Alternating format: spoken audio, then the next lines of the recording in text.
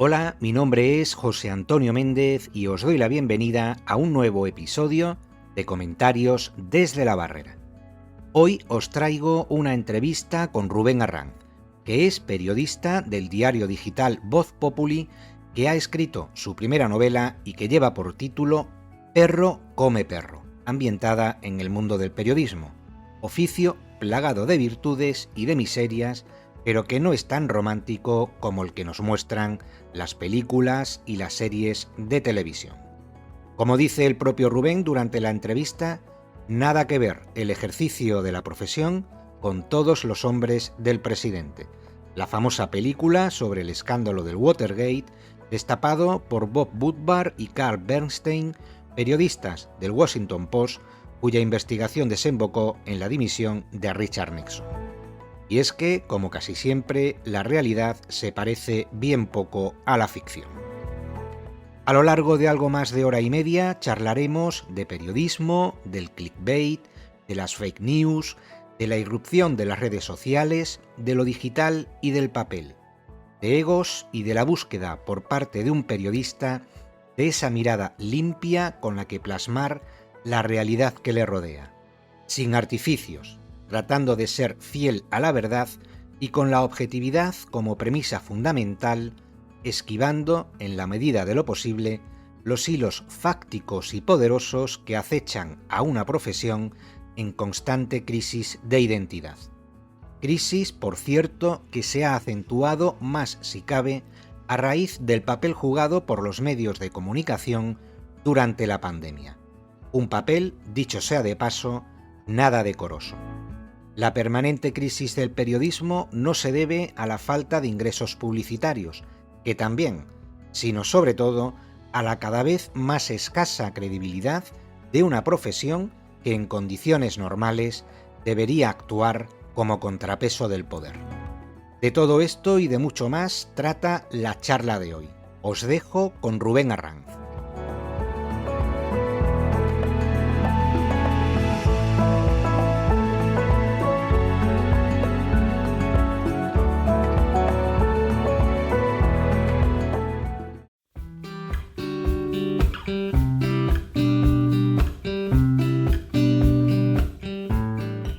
Don Rubén Arranz, muy buenas tardes y muchas gracias por aceptar la llamada de Comentarios desde la Barrera. Rubén, ¿qué tal? ¿Cómo estás? ¿Qué tal, José Antonio? Un placer, la verdad, y muchas gracias por llamarme. Bueno, Rubén, pues el motivo principal de esta charla es la reciente publicación de tu primera novela, que lleva por título Perro come perro, que ha sido editada por Círculo de Tiza, con la que has debutado en la ficción literaria y cuya presentación, si no me equivoco, Rubén, creo que tendrá lugar el próximo miércoles 23 de noviembre. ¿A qué hora y dónde será el acto, Rubén? Será en la librería Cafebrería, se llama, es una mezcla entre cafetería y librería Ad Hoc, que está en la calle El Buen Pensamiento 14 en Madrid, la zona de Argüelles. Y bueno, pues muy ilusionado, la verdad, con la típica incertidumbre que genera el lanzar la primera novela, que bueno, pues genera bastantes inseguridades de cómo lo habré hecho, cómo habré definido a los personajes, la historia enganchará, habrá alguna parte que sea excesivamente larga o excesivamente corta, pero es un proceso bonito, la verdad. Estoy encantado, José Antonio. Muy bien, pues a la espera de esa presentación, Rubén, que contará con la presencia de Jesús Cacho, que es el editor y creo que también sigue siendo el director de Voz Populi, ¿no, Rubén? Exacto, él es el director de Voz Populi, y bueno, pues me hará el honor de presentarme el libro como jefe y sobre todo como la persona que me permite escribir con total y absoluta libertad desde hace varios años.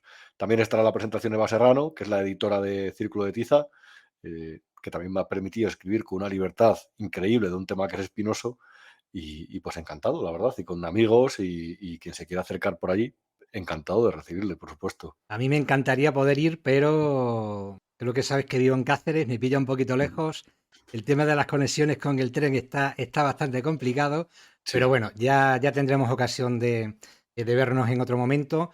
Rubén, nosotros nos vamos a adelantar a ese acto de presentación y antes de nada, si te parece bien, a mí me gustaría hacer un pequeño recorrido biográfico en orden cronológico por tu trayectoria vital y profesional, porque también me interesa que los oyentes conozcan al Rubén persona y no solamente al Rubén periodista. Si te parece bien, Rubén, vamos a ello. Por favor. Pues a ver, Rubén, según la documentación que he manejado para la entrevista, creo que naces en Valladolid en 1985. Naces en pleno felipismo, con Felipe González y su vicepresidente Alfonso Guerra, y naces en una fecha, en un año histórico, ¿no? Como es, en ese año se firma el Tratado de Adhesión a la entonces Comunidad Económica Europea. Y también es una fecha histórica porque parece que no pasan los años, Rubén.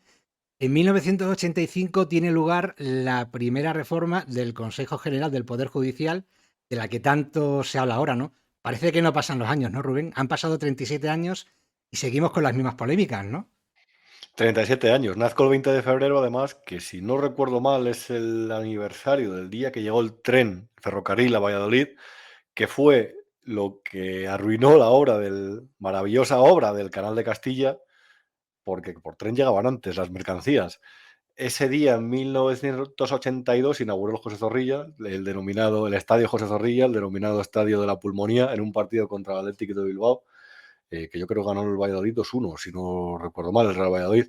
Y 3 años después nací. Efectivamente, en esa época en la que todavía yo creo que éramos una democracia más optimista, en crecimiento, algo que yo creo que eso duró hasta final de siglo, por lo menos. Y todavía yo creo que actuábamos con esa bisoñez de los primeros años del todo esto está bien, es perfecto. Luego ya yo creo que a principios de los 90 despertamos del sueño de esa democracia incorruptible e inquebrantable y todo se aceleró a partir de las sucesivas crisis que se desataron desde entonces, ¿no? 4 años antes de tu venida al mundo, esa democracia precisamente corrió bastante peligro con el golpe de estado del 23F de Tejero. Como digo, tú no habías nacido, yo ya tenía unos añitos y por lo que me acabas de comentar, creo que eres bastante futbolero. Tampoco habías nacido cuando tuvo lugar en España el Mundial del 82 de Naranjito. ¿Me equivoco entonces si te digo que eres futbolero, Rubén? ¿Te gusta el fútbol? Absolutamente. Yo fui abonado del Real Valladolid desde muy pequeño, toda mi familia iba al fútbol y es el club que llevo en el corazón. Como todos los vallisoletanos, también tengo ese deje del Real Madrid, pero sí, soy pucelano, claramente, seguidor del equipo desde hace muchos años y me encanta el fútbol, vaya. Es decir, yo lo voy haciendo alarde como este periodista tipo que le gusta el fútbol, le gustan los cócteles que airea en redes sociales y le gustan las crónicas canallas, que yo llamo. Pero bueno, cuando termino de trabajar veo fútbol, por supuesto que sí. Pues aprovechando la coyuntura, Rubén, te voy a preguntar, ¿qué te parece la selección que ha llevado Luis Enrique para el Mundial de Qatar? Lo llaman el club del chupete, ¿no? A mí me parece, bueno, Luis Enrique es un tipo que me cae mal, es decir, me parece no me gusta mucho la gente desafiante, sobre todo cuando esos desafíos creo que van un poco en contra del propio equipo. Está bien, por ejemplo, la táctica que utilizaba Mourinho de disipar la polémica sobre los jugadores, haciendo que cayera sobre él, pero en el caso de Luis Enrique no le tengo especial simpatía, la verdad. Es verdad que la Eurocopa, yo creo que el equipo rindió por encima de sus posibilidades. Llegó a semifinales, si no recuerdo mal, contra aquella Italia muy superior, pero no sé qué ocurrirá en el Mundial. Yo veo un equipo bastante blando. No sé, siempre hablan del talento joven y de las posibilidades que tiene, pero no lo sé cómo lo ves, José Antonio, pero... Pues mira, yo para empezar, Mm, coincidimos en eso mm, de que no mm. nos cae bien Luis Enrique. A mí la verdad es que me fastidia bastante que sea el seleccionador. Yo evidentemente no tengo nada contra él, no lo conozco, ni mucho menos, pero es lo que tú dices un poco, ¿no? Ese carácter suyo desafiante creo que nos cae mal a los dos y a muchos periodistas.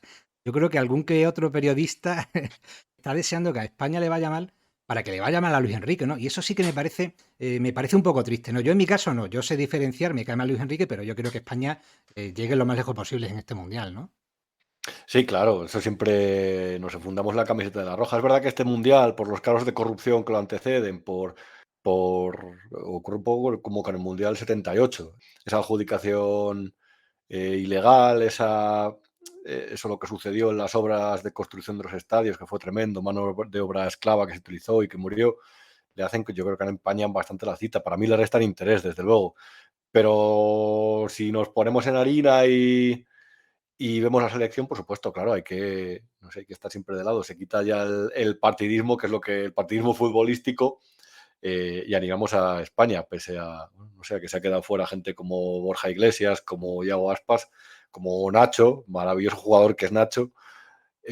Bueno, pues habrá que animar, por supuesto, y desear que llegue lo más lejos posible.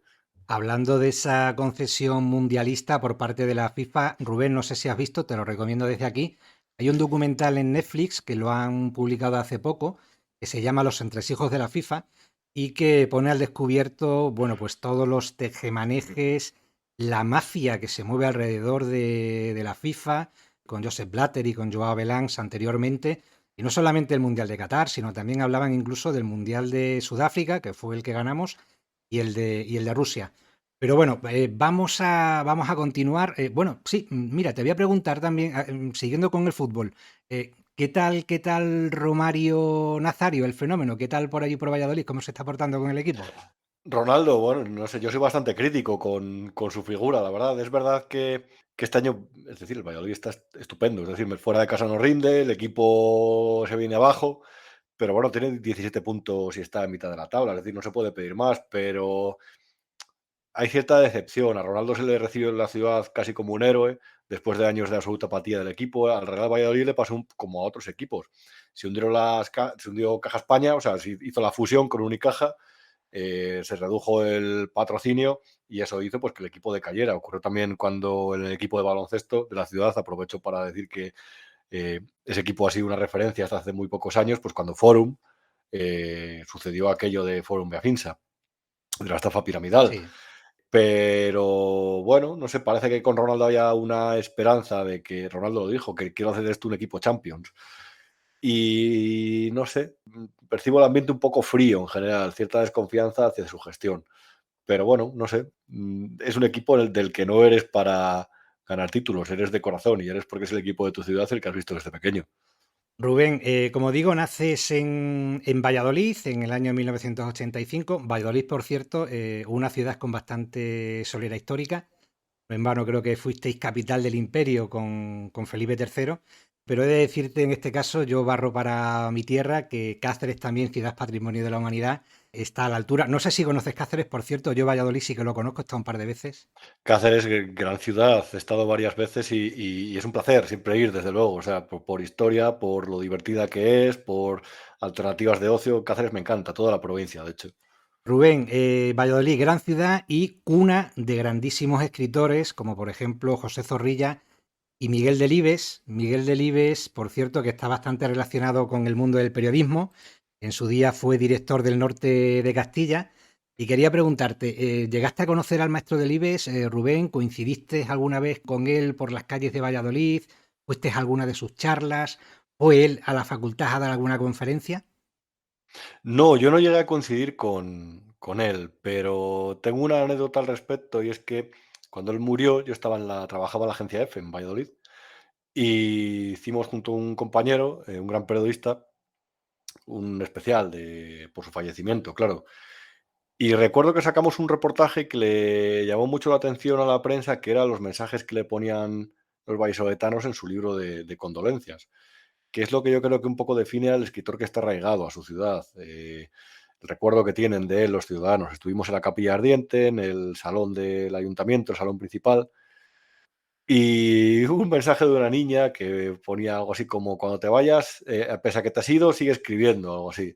Y titulamos así el reportaje y contamos lo que ponía en ese libro de condolencias, el cariño de la gente. Y claro, es un escritor que yo creo que como nadie, quizá como Machado, se empapó del carácter y transmitió el carácter castellano, ¿no? Ese carácter que puede parecer frío y que creo que lo es, pero que es leal, el de las mañanas de niebla, los inviernos duros, la cencellada vallisoletana. La cencellada es cuando la niebla se hiela y que hay una especie de goteo, de chirimiri helado. Ese carácter, esa tierra amarilla, es el famoso mar más seco, el del trigal con el viento de agosto, moviéndose de un lado para otro, que parece que hay olas. Ese vocabulario que utilizaba, que era campestre, era del vocabulario de la caza, de la actividad cinegética, del campo, esas palabras que se perdieron. Era un escritor muy arraigado a su tierra, pese a que tenía su punto de escape en un pueblo de Burgos. Pero yo creo que por eso conectaba muy bien con la ciudad y con el espíritu de Valladolid, que puede resultar un poco extraño de primeras, pero que reitero, hay un dicho que dice que un amigo vallisoletano dura para toda la vida, y yo creo que eso define un poco el carácter ese de quizá primero huraño y un poco antipático, pero después yo creo que en mi tierra hay gente muy de fiar. Rubén, ¿cómo recuerdas tus primeros años en Valladolid? ¿Tu infancia, tu juventud, tu adolescencia? ¿Qué colegio y en qué institutos estudiaste? Porque supongo que eres de la generación de la EGB, del BUP, del COU y de la selectividad. ¿O te pilló a ti otro sistema educativo? No, yo soy, por suerte o por desgracia, quizá genere mofa de la primera generación, yo soy de la primera generación de periodismo de Valladolid, de la primera promoción y de la primera promoción de la LOGSE. Yo estudié en los jesuitas en el Colegio San José, gran colegio, gran formación. Estoy completamente orgulloso de haber estudiado ahí, muy orgulloso, siempre lo digo. Y recuerdo una infancia en esa España de los 90 que, reitero, se mantenía el optimismo con problemas como la heroína, las calles. Yo soy de un barrio humilde, de una familia muy humilde, y cayeron muchos allí. El Había SIDA problemas también, sociales, ¿no, Rubén? El SIDA también. exacto, pero ahí había problemas importantes, sociales muy importantes. Pero guardo un gran recuerdo de la infancia, de las calles del barrio, no sé, de la vida de la gente sencilla, de simplemente cómo los días se alegraban esperando el paseo del sábado o tomar algo en una terraza mientras debatíamos. Los niños jugábamos, los padres debatían, los padres reían. Esa vida antigua, sin complicaciones, sin digitalización, sin inmediatez, de tardes largas, de días aburridos, pero de verano a la vez sugestivos y llenos de atractivos muy sencillos. Era una vida muy simple y era una vida que recuerdo con nostalgia y ahora envidio en medio de este ritmo, no sé, muchas Frenético, ¿no? veces indomable, sí, eso es, del día a día. ¿Tus padres a qué se dedicaban, Rubén, si te puedo preguntar? Sí, claro, mi padre era camarero y mi madre era ama de casa. Yo vengo de una familia muy humilde, es decir, una familia en esa época en la que se repara poco en eso. Antes había la opción, mi madre quería a los hijos orgullosa, sin trabajar y con un consenso con mi padre. Y se podían mantener perfectamente, sin grandes lujos, pero con vacaciones, con crianza de los hijos. Lo que decían, antes se estiraba mucho más el sueldo, llegó el euro, como decían ellos, y eso cambió. Y ahora parece que si incluso trabajando las dos partes no pueden tener acceso a una vivienda, por ejemplo, o a pagar colegios, todos esos gastos y todos esos accesorios que se han ido adosando a la vida moderna. Yo lo recuerdo como feliz, infancia feliz, sencilla, con mucha lectura. En mi casa se leía mucho siempre y sobre todo se impulsaba la creatividad. Siempre suelo agradecer a mi madre y a mis profesores del colegio que, no sé, siempre hubo ese ambiente creativo de escribir, de leer, de intentar buscar las vueltas de todo, de tener la ambición por saber cada una de las preguntas de Trivial. Era curioso, es bonito, me da pena recordarlo porque todo eso se ha perdido. Es nostalgia, esas calles, esos parques, esas tardes de conversación, de juego, no sé. La verdad es que creo que tuve una infancia envidiable en ese sentido. En esa etapa educativa, Rubén, ¿recuerdas algún profesor que te marcara bien por el modo de enseñar, por ir un poco más allá de las propias clases? No sé, yo creo que todos tenemos así algún profesor que si echamos la mirada atrás y nos ponemos nostálgicos, ¿no? Pues sí que nos suele venir a la memoria alguno de ellos. ¿En tu caso también se da así, Rubén? Yo recuerdo a un profesor que se llama Carlos Entrambasaguas, que posteriormente fue el director del colegio, con el que hace años perdí el contacto. Era un profesor de historia y me abrió totalmente la cabeza. Eran clases muy participativas, clases muy sugerentes, con una parte de filosofía también, con algunas preguntas que te hacían caer en detalles, deducir detalles que fueron importantes en la historia. Entre otras cosas como la calidad de la madera, que determinaba el éxito o el fracaso de los viajes a América, casos como corrupción. Él me dijo una cosa que era muy interesante, era, hagáis lo que hagáis es más importante muchas veces cómo escribas y cómo lo escribas, cómo des forma a un texto, que todo lo que hayas memorizado o lo que sepas. Y es cierto, seguramente no lo sepa y lo hizo hasta inconscientemente, pero siempre lo he dicho, siempre lo he defendido, que escribir bien es un arma muy importante a tu favor. Y no escribir bien, quizás escribir efectivo. Si sabes escribir, tienes un medio de contacto y un medio para defenderte en determinadas circunstancias muy importante. Yo lo aprendí, la verdad, y lo aprendí con la lista de planetas. Di la lista de planetas. Son 9, pero escríbelo. Es decir, no pongas una relación así porque eso lo va a hacer cualquiera. Si tú lo escribes bien, lo redactas bien, vas a destacar del resto, aunque sepas lo mismo. Es que me parece algo tan sabio que La lista todavía de lo recuerdo. planetas, la lista de los reyes godos, la verdad es que la educación ha cambiado una barbaridad. Yo en mi época se solía decir el dicho, bueno, estudiábamos de memoria, por desgracia, pero bueno, también daba de vez en cuando con algún que otro profesor que, como tú dices, bueno, te abría un poco la perspectiva. Rubén, eres licenciado en periodismo por la Universidad de Valladolid, de la promoción del 2003 al 2008, si no me equivoco. ¿En qué momento de tu vida sabes que te quieres dedicar al periodismo? Bueno, yo creo que mucho antes, la verdad. Primero, porque no había ninguna alternativa más que me gustara. Y segundo, porque mi padre me dijo que no tenía futuro y eso hizo que quisiera hacerlo más. Y tercero, porque siempre me ha gustado contar historias. Yo creo que hay un gran poder de atracción en eso de contar historias. Yo no sé realmente si le pasa a todo el mundo. Yo diría que sí, que hay buenos y malos contadores de historias, pero los que no lo hacen bien lo envidian un poco. Siempre me ha gustado contar historias, hablar con las personas, siempre me ha gustado viajar en metro, en autobús, ir a poner el oído en las mesas de al lado de los restaurantes, en los bancos de al lado de un parque. Y me gustan las historias humanas, la verdad. Yo escuchaba a mi abuelo contar las historias de la guerra, de los años del hambre, de lo complicado que era sobrevivir en tierra de campos cuando uno era labriego en la posguerra, fuera del bando en el que hubiera luchado o no hubiera luchado, como ocurrió en tierra de campos. Siempre me ha gustado eso, escuchar, y creo que todo lo que se escucha, si está bien contado, tiene su encanto. Y creo que todos, de hecho, necesitamos de las historias de los demás. En tu entorno familiar entonces y de amistades no había nadie que era periodista. ¿Tú fuiste el primero en abrir el camino, Rubén? Sí, sí, yo no conocía, la verdad. Ahora tengo muchos amigos periodistas, pero no había nadie en el entorno familiar. Yo, de hecho, no iba a poder estudiar periodismo porque en la licenciatura en la Universidad de Valladolid no existía y yo no iba a poder ir a otra ciudad por razones económicas. Y justo en este momento en el que estás haciendo una cosa que no nos acordamos casi, que es la prescripción para la universidad, que se hace antes de hacer la selectividad. La pusieron y bueno, no había muchas plazas, pero otra cosa no, pero tengo mil fallos, pero estudiar siempre se me había dado bien.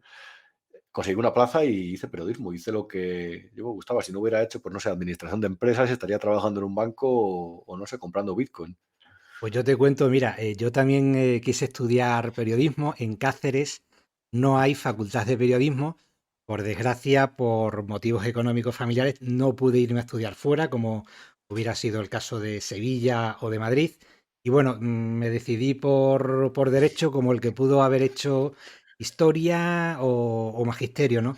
Entonces, a mí también me viene un poco por ahí el tema de, bueno, de querer contar historias y por eso, entre otras cosas, bueno, en su momento tuve un blog en internet.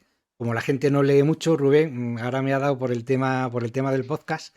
Pero quería preguntarte también, en tu época de facultad, ¿ya admirabas algún profesional en concreto de radio, de prensa, de televisión? ¿Tenías algún ídolo, algún héroe, por así decir?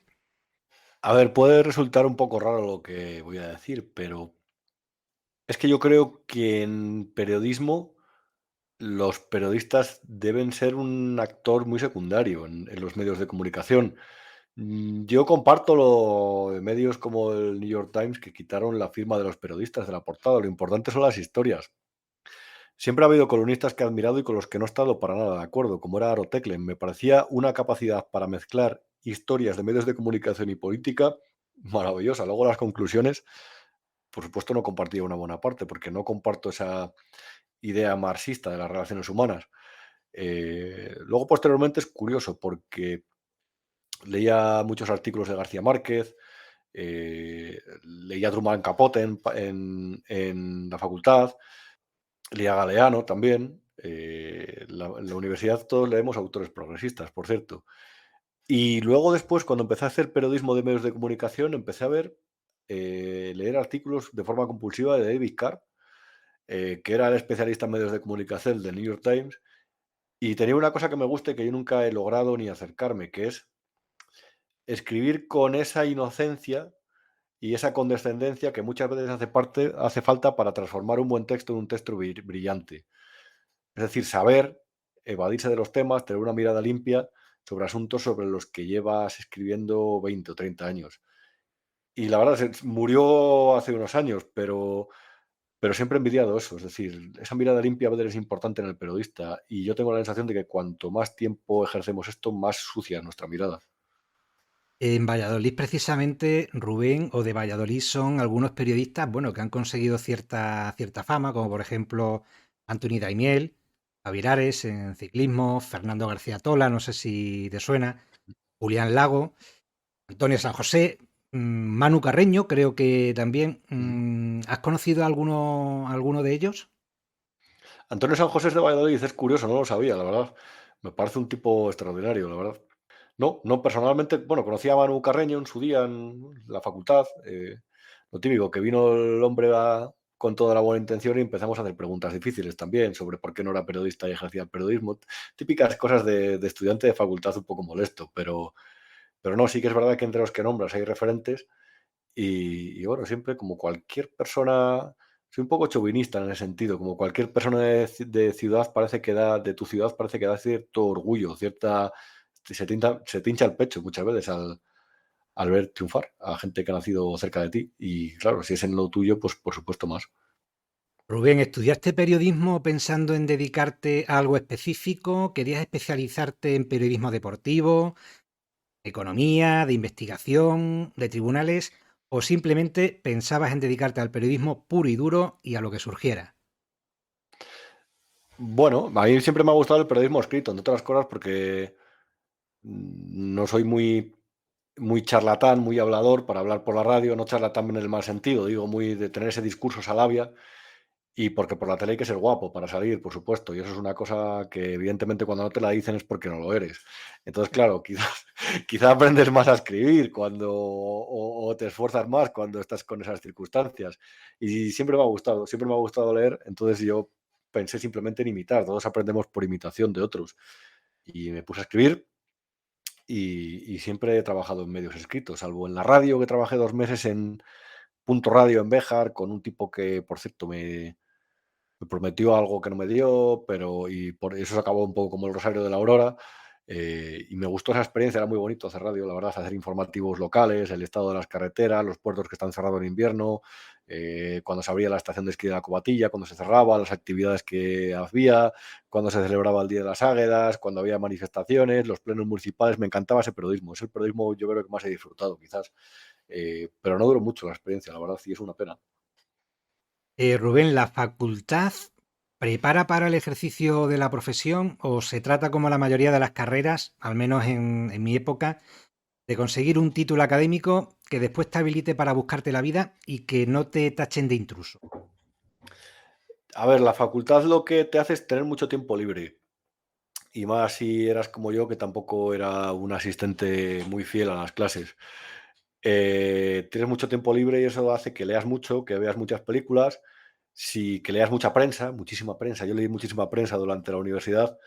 Y si te enfocas en lo tuyo, yo creo que te transformas automáticamente en un profesional. Yo recuerdo asignaturas que eran inservibles. Es decir, yo recuerdo una asignatura de lengua en el que todavía no sé muy bien por qué, acabamos dando lingüística, acabamos estudiando Chomsky, era insoportable, no me gustaba nada, la verdad. Biblioteconomía y documentación, es decir, sí, esas cosas pues te pueden llegar a servir como cultura general, pero para periodismo no sirven para nada. Yo recuerdo la deontología periodística la aprendí leyendo, porque en la facultad de periodismo había una profesora que se llamaba Alicia Puleo, que era algo así como ecofeminista, era una cosa tremenda, una catedrática, bueno, no sé, una típica cátedra de igualdad y ecología, algo así. Y hizo un programa que era absolutamente basado en el feminismo. Es decir, yo de todo este tema del feminismo morado que posteriormente se desarrolló, esas cosas me las aprendí en la facultad y contra toda utilidad. Mira que es bonita la asignatura de odontología y que hay cosas que, dilemas profesionales que plantear. Pues bueno, pues leía a Simón de Beauvoir entonces, o sea, ¿por qué no quedaba otro remedio? Había que aprobar la asignatura. No, era sobre todo bastante inservible las asignaturas. Yo creo que estudiar siempre se queda un pozo en el alma, como yo digo, y que es necesario y que es bueno y que es positivo, pero para ser periodista y para tener mordiente, valentía, perspicacia, no sirve de mucho, la verdad. Mira, yo te cuento una anécdota hablando de asignaturas inservibles durante la carrera. Nosotros en Derecho, en primero de carrera, teníamos una asignatura que era Historia del Derecho. Nos daba clases un catedrático venido desde Madrid, no voy a decir el nombre, y lo primero que nos dijo el buen hombre es que él no entendía qué hacía todavía su asignatura en los planes de estudio de Derecho y que eso sí, que teníamos que comprar su libro para aprobar la asignatura, ¿sabes? O sea que eso yo creo que es común a muchas carreras, no solamente, bueno, Sí. supongo que en las de letras por supuesto, ¿no? En ciencias menos, pero en las de letras era un común denominador, ¿no? Sí, claro, ¿no? A ver, yo creo que el egocentrismo de la profesión periodística se queda corto cuando se compara con el egocentrismo de la universidad. Yo creo que las clases, la actividad académica siempre tiene que generar curiosidad en los alumnos y en ese sentido yo creo que el nivel es muy mediocre, la verdad, y muy ideologizado además actualmente. No hubo muchos profesores, por no decir casi ninguno, que a mí me estimularan en la universidad. Recuerdo uno de Relaciones Internacionales, que no me acuerdo cómo se llamaba, que me gustó mucho esa asignatura, entre otras cosas porque nos hizo estudiar conflictos concretos y eso parecía muy interesante. A mí me encantaba en su día la sección internacional del país, era buenísima. Y, pero no considero que tuviera una gran utilidad y muchas veces el ego de profesores que querían alardear de conocimiento y de apuntes amarillentos, lo que hacía era de todo menos didáctico y académico.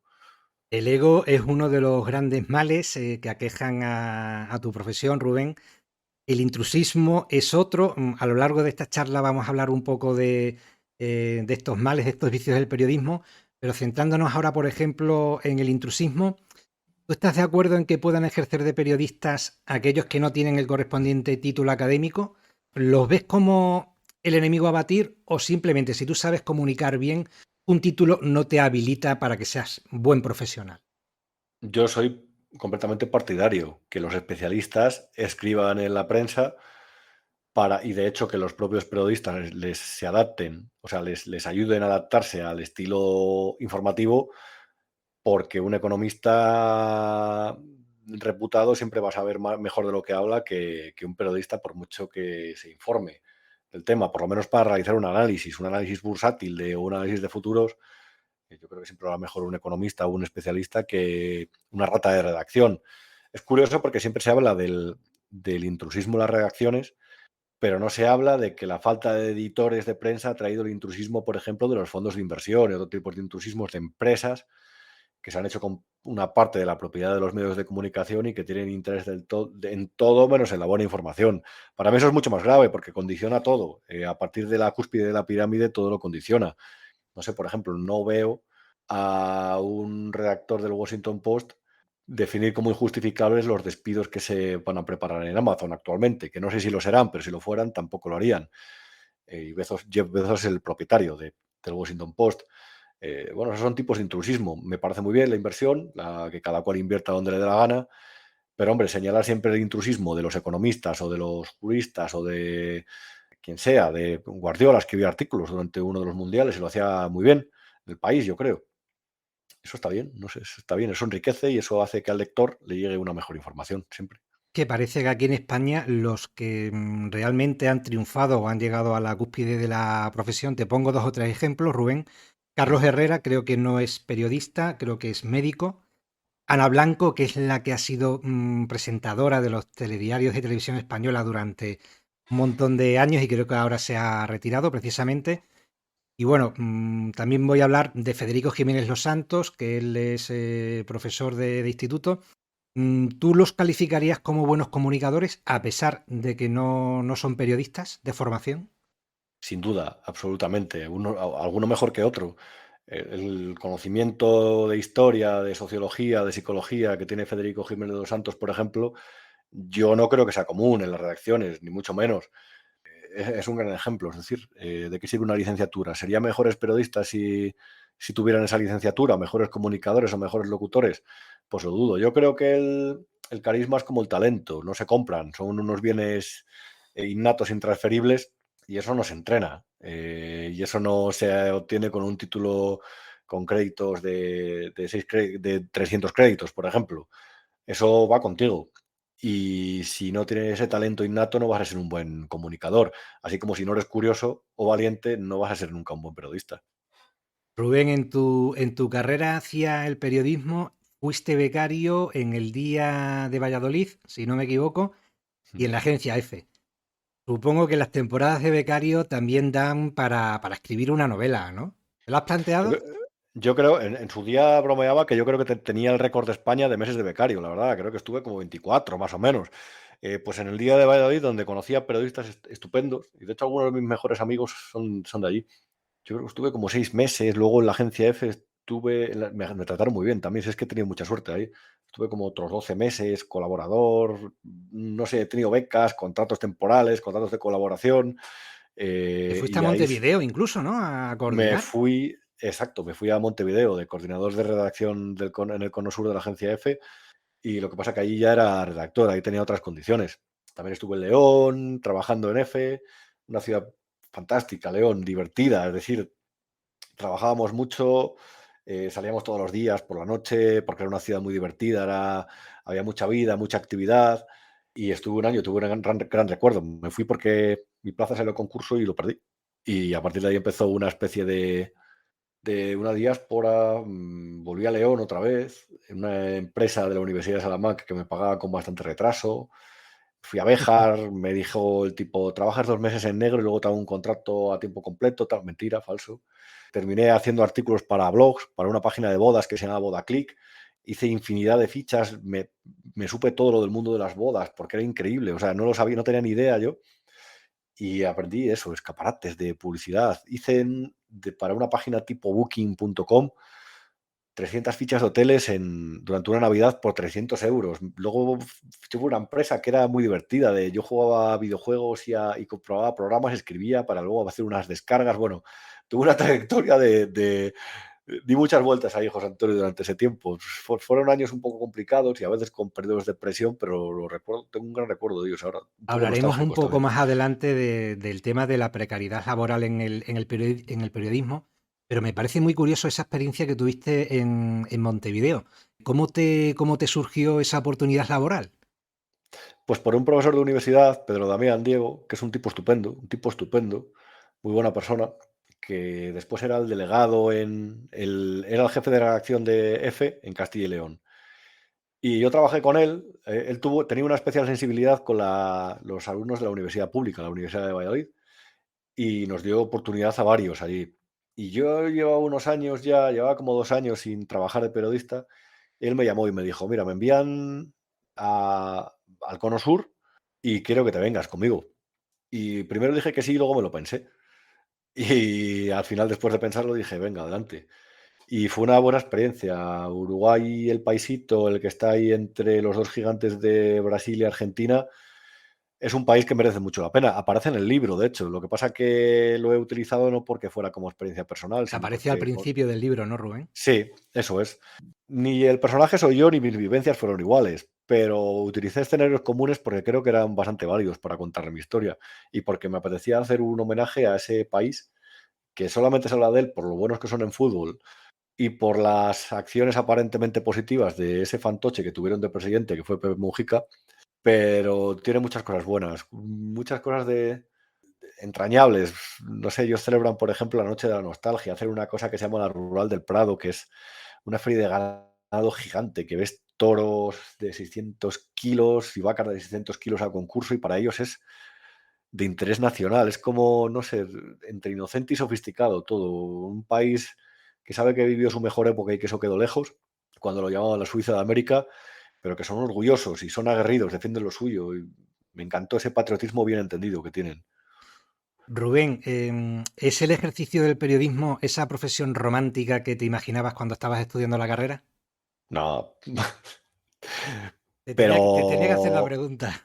para nada, absolutamente. Te agradezco la pregunta. Además, el periodismo es muy distinto a como se ve en primera plana y en Todos los hombres del presidente. Primero porque no hay tiempo para investigar. La inmediatez nos ha ganado la batalla y tenemos que estar al día a día, en el día a día, en el momento, en el minuto y en el segundo, en el trabajar 12 horas diarias y estar pendiente de lo que surja con una competencia y una competitividad enorme y siempre a sabiendas de que como un competidor tuyo publique algo el día siguiente mejor que lo tuyo, tu trabajo no ha valido de nada o ha valido de poco. No hay tiempo para investigar, todo es superficial.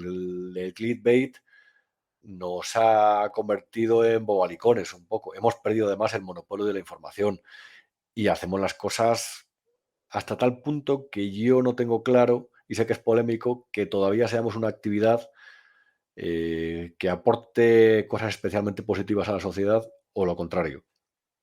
Entonces, por tu respuesta, ¿recomendarías a alguien que quisiera estudiar periodismo que luche por su sueño?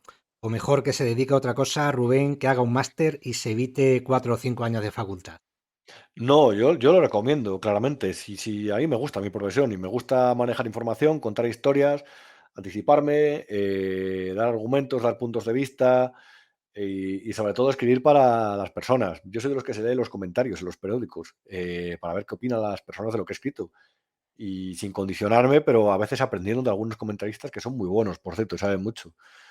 Yo siempre lo recomendaría porque estudiar nunca sobra.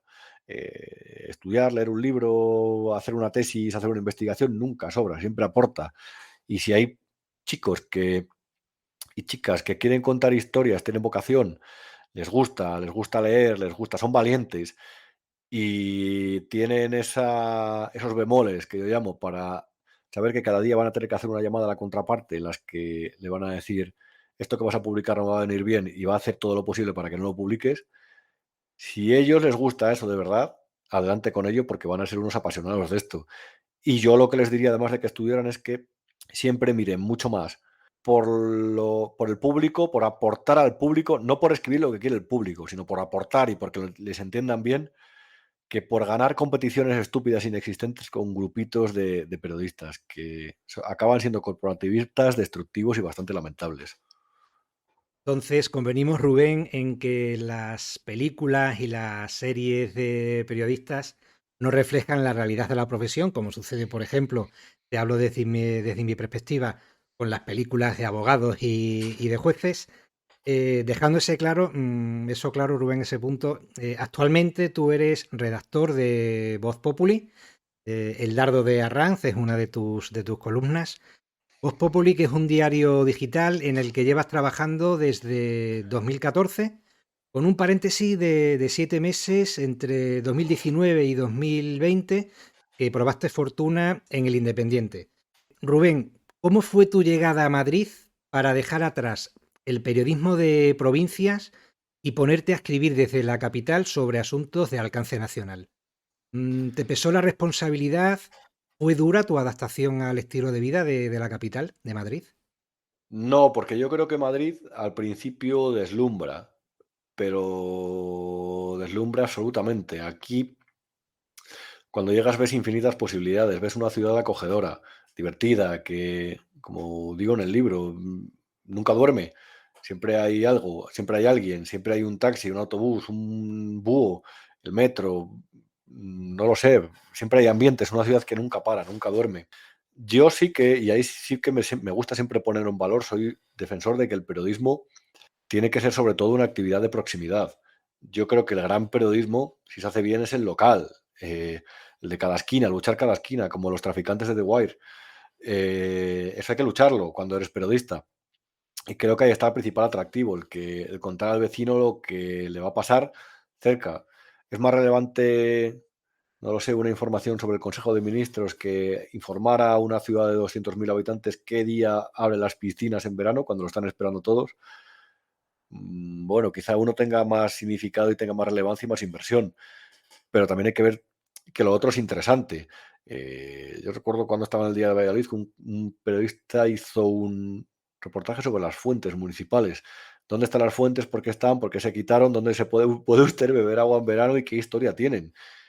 Y me pareció brillante. Dije, wow, esto sí que le interesa a la gente. Madrid es otra cosa. Madrid es la típica ciudad, me lo decía un catedrático de universidad de economía, con el que hablaba a menudo para pedirle consejo. Me decía, Madrid es una ciudad que cuando empiezas a destacar un poco te tienes que proteger porque te van a pegar una puñalada en cuanto te descuides y cuanto menos te lo esperes. Era exagerado, pero es verdad que es una ciudad más dura para ejercer.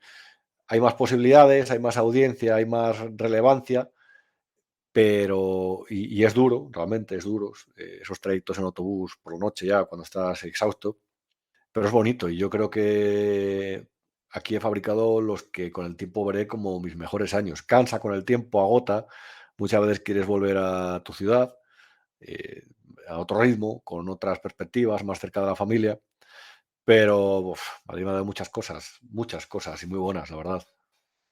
Rubén, como digo, eres periodista de Voz Populi, que es un diario digital. En este sentido, ¿llegarán algún día los diarios digitales a sustituir a los tradicionales diarios de papel? ¿Tiene el papel fecha de caducidad, Rubén? Bueno, yo creo que los diarios digitales han sustituido el papel al papel.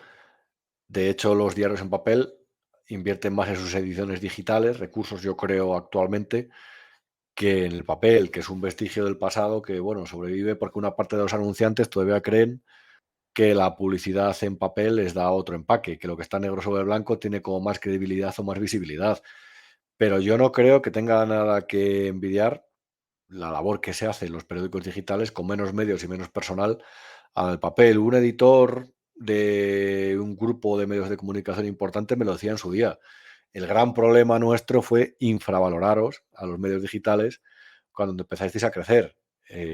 Primero nos quitasteis un poquito de cuota de mercado y después nos empezasteis a quitar las grandes noticias. Yo creo que en España hay 2 o 3 medios digitales muy potentes, un grupito de unos 10 que puede levantar buenas informaciones y que tienen analistas excelentes, y ahora llega el gran desarrollo de la radio digital, que creo que esta va a ser la época en la que va a explotar desde el punto de vista comercial, y el deterioro de la televisión. Con el deterioro de la televisión, a ver, YouTube existe ya y Twitch existe, pero yo creo que va a haber un trasvase de inversión publicitaria a otros medios digitales y a otros creadores de contenido informativo, entre otros, muy importante, que va a cambiar todo, la verdad. ¿Tú crees que un diario digital como Voz Populi, como The Objective, como El Confidencial, Debate o El Español tienen la misma influencia y la misma relevancia en lectores que El País, El Mundo o el ABC, por ejemplo, Rubén? No lo sé, no lo sé. A ver, es verdad que ese grupo, que me parecen buenos todos, son distintos.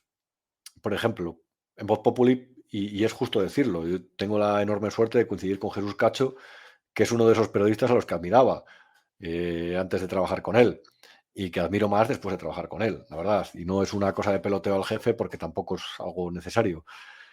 Me deja escribir con total libertad, pero también trabajé unos meses con Casimiro García Vadillo y ocurrió lo mismo y le tengo un enorme aprecio, igual. Nunca me han vetado un tema, la verdad, nunca, jamás, nunca, y eso es muy importante, y yo me gustaría ver si eso ocurre en los famosos legacy media, porque yo diría que sí, que ocurren esos vetos y esa censura por razones comerciales o por razones de que tu compañero escribe sobre una fuente que sobre a la que tú vas a criticar y no lo quiere. Yo creo que es verdad que todavía el papel da esa influencia adicional, aunque no exactamente por el formato, que les hace estar un poco por delante. Pero con el desarrollo de otros nuevos formatos, como la radio digital, como departamentos audiovisuales que creo que crecerán en los digitales en los próximos tiempos, eso puede cambiar, y eso puede igualarse, o incluso puede haber un sorpaso. Yo que te leo casi a diario, Rubén, a veces sí es cierto que a mí me sorprende que escribas con esa rabiosa libertad y a veces me sorprende que sigas en plantilla. Digo, oye, en Voz Populi realmente hay libertad de prensa y libertad de información. Rubén, hoy en día trabajar en un diario de papel a nivel profesional del periodista da más prestigio que hacerlo en uno digital. Entre los profesionales del sector, ¿se sigue cotizando mucho más trabajar en el papel que en el digital? Sí, yo creo que sí, eso es cierto. Las redacciones son más grandes y siempre está la oferta irrechazable de un periódico en papel. La verdad, yo desde el punto de vista personal, no sé muy bien, más allá de otros tipo de condicionantes, otras condiciones, qué de mucho más puede aportar a un profesional estar ahí. Es verdad que cuando estás en uno de los grandes medios tienes acceso mucho más fácil a fuentes e informaciones y que es verdad que hay veces que te llegan exclusivas que aquí tenemos que luchar. Pero es que, José Antonio, a mí me gusta la lucha, es decir, me gusta ser pesado. Eh, de hecho, es curioso porque Jesús Cacho me contrató después de ser muy pesado escribiéndole casi cada semana para contarle cosas y para pedirme que me contratara. Te iba a preguntar precisamente que laboralmente has crecido bajo la tutela de Jesús Cacho, que es fundador tanto de Voz Populi como en su día del Confidencial, del que salió en el año 2011, creo. No sé si antes de que entraras a trabajar a las órdenes de Cacho, él ya era un referente para ti, porque él tiene un libro que se hizo muy famoso, viral diríamos hoy, que se titulaba El negocio de la libertad, que causó bastante revuelo, y tú escribes sobre medios de comunicación y sobre economía, ¿no? Sobre los entramados de los medios. ¿Cacho ya era un referente para ti, Rubén, antes de que entraras a trabajar para Voz Populi? El negocio de la libertad, que yo creo que se han cumplido 32 o 33 años de su publicación, fue un antes y un después. Es que el negocio de la libertad va más allá de los medios de comunicación, es un poco el retrato de ese sistema del que hablábamos antes, del 78, sobre el que teníamos una fe inquebrantable y una fe ciega, pero que a partir de obras como la que escribió mi director, vimos que no era tan perfecto y que había determinadas costuras. Jesús fue uno de los primeros en denunciar lo que hacía el emérito, por ejemplo, correcto, ahí está el libro, sí señor, sobre cómo Polanco perseguía intereses mucho más allá de los medios de comunicación o sobre cómo de lo que informaban los medios de comunicación aquí o en Sudamérica estaba condicionado por los intereses del negocio, entre otras cosas de Santillana, el gran buque insignia del grupo Prisa. A mí cuando Jesús Cacho me dijo tienes que escribir aquí de medios de comunicación, primero fue un orgullo y luego dije, se me acaba de caer el mundo encima. ¿Cómo hago yo para escribir bien de medios en un periódico de Cacho? Y en cuanto vi La Libertad, en cuanto vi que le gustaban los enfoques, que le vendía los temas y en cuanto empecé a ver que la autocensura era estúpida, trabajando con él, dije, adelante con ello hasta el final, hasta que Barra libre, ¿no? hasta que el cuerpo aguante, sí, sí. Rubén, por cierto, has mencionado a Casimiro García Vadillo, que es el actual director y fundador del Independiente. Quería preguntarte, no sé si lo puedes contar o si quieres contarlo. Estuviste trabajando en el Independiente, creo que fueron 7 meses, y luego volviste a Voz Populi. ¿Por qué diste ese, bueno, y paso atrás no, ¿no? Pero ¿por qué dejaste el Independiente? ¿Qué fue lo que no te convenció? No, me convenció todo. Lo que pasa que ahí te reconozco que soy muy sentimental.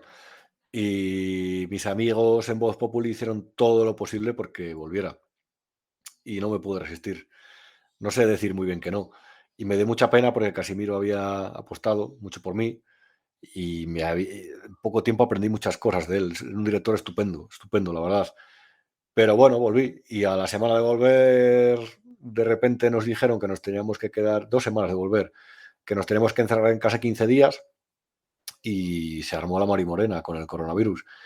Y fue un tiempo complejo, pero fue un tiempo apasionante en el periodismo, recorriendo Madrid vacía, haciendo todo tipo de reportajes, en casa leyendo papeles, todos haciendo reuniones por videoconferencia, repartiendo los roles, viendo contratos de mascarillas que eran un completo pufo, entre todos. Fue un tiempo duro, pero bonito, la verdad.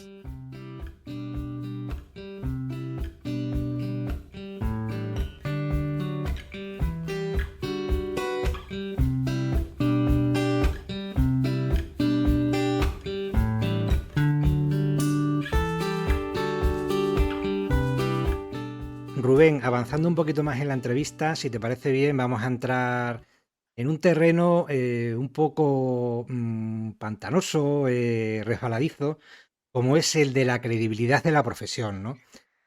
Actualmente yo creo que el periodismo no está muy bien visto a nivel social, no sé si tanto o más que la imagen del político o la del abogado de turno. Y mucha culpa de eso lo tiene precisamente lo que hemos ido viviendo a partir del tema de la pandemia, ¿no? Donde la mayoría de los medios han seguido pues un seguidismo, y perdón por la redundancia, gubernamental. Desde tu punto de vista, ¿cuál es el principal mal del periodismo y qué grado de responsabilidad tenéis los propios periodistas en la eterna crisis del periodismo? Vamos a ver, José Antonio, por partes. El principal mal del periodismo es que el negocio no es rentable tan fácilmente. La cuenta de resultados, lo que, mira, precisamente siempre dice Jesús, cuadrar la cuenta de resultados, conseguir números negros, ni siquiera verdes, evitar los rojos, es muy complejo. Los formatos murieron, Internet es gratis, en Internet es el todo gratis, hay información muy buena en Internet, hay mucha sobreinformación, mucho bulo, mucho mentiroso y mucho indeseable, pero hay gente con muy buena información. Claro, ¿cómo hace rentable un medio que deja de vender 500.000 de ejemplares diarios? Como, bueno, de difundir mejor que no vender, como ocurría en el año 2008. Justo ya cuando había empezado la crisis de la prensa, ese año unas cifras impresionantes. Un negocio que no es rentable es más susceptible a los movimientos tectónicos que desencadene el poder. Y eso lo que hace es que empeore el producto. En las redacciones pasa una cosa con la crisis, y es que los anunciantes se replegaron, la inversión publicitaria cayó un 40% en esos años. Eso es un drama enorme en cualquier sector. Pero es que además el formato murió, el papel cayó, esos ingresos se terminaron. Las redacciones adelgazaron, es que fue una tormenta perfecta. Donde había 400 quedaron 100. Hubo ERES en Unidad Editorial, si no recuerdo mal, fueron 1.200 empleados los que se despidieron. El País fueron 212 personas, ¿no? Las que se metieron en el ERE. Plantillas más cortas, formatos interminables, menos ingresos. Eso empeoró el periodismo, claro, por falta de tiempo, por la exigencia de la inmediatez también, por falta de mano de obra, porque había mayor competencia, peor competencia y una forma muy mal entendida de tratar de igualarse a los demás en lo peor, y porque yo creo que en ese terreno los indeseables medran, claramente. Y ahí digo los populistas, los demagogos, siempre ocurre, en las crisis siempre aparece alguien que dice que es el Mesías. Aquí ocurrió, se ve, es decir, prácticas de todo tipo. La gente se crea que se basa siempre en la política y la ideología. No es lo más grave, ni mucho menos. O sea, esos son personajes de tertulia redondos, perdón, planos, que se sabe lo que van a decir y que no son muy peligrosos. Pero hubo empresas que aprovecharon para comprar medios mediante contratos, la voluntad de medios mediante contratos publicitarios, y eso genera una información empresarial tanto a favor de su empresa como en contra de las rivales, que es pura corrupción. Rubén, ¿tú crees que prácticas como el clickbait favorecen a la profesión? ¿Vosotros creéis, me dirijo a ti como profesional del periodismo, que eso le gusta, en este caso al lector de periódicos? No es posible erradicar esa práctica porque realmente parece como que no se nos tomase en serio a los lectores, a la ciudadanía. O sea, tú ves un titular súper llamativo, resulta que abres el enlace y te encuentras, perdón por la expresión, con basura auténtica, ¿no? Sí, claro, pero pinchamos, yo también pincho. Y eso es rentable, porque hay una cosa que se llama publicidad programática, que son anuncios que se subastan en una especie de mercado de anuncios en el que las empresas que quieren anunciar, por ejemplo, el día sin IVA de MediaMarkt, digamos que van comprando esos espacios de forma automática, y eso resulta un poquito rentable, un pequeño ingreso genera para los periódicos, que es ir poquito a poquito, picando, picando, picando y consiguiendo una parte de los ingresos. Todos picamos ahí, pero yo creo que hemos caído en la trampa, y es la de abundar en eso, ser excesivos, ser obscenos en eso, si me lo permites.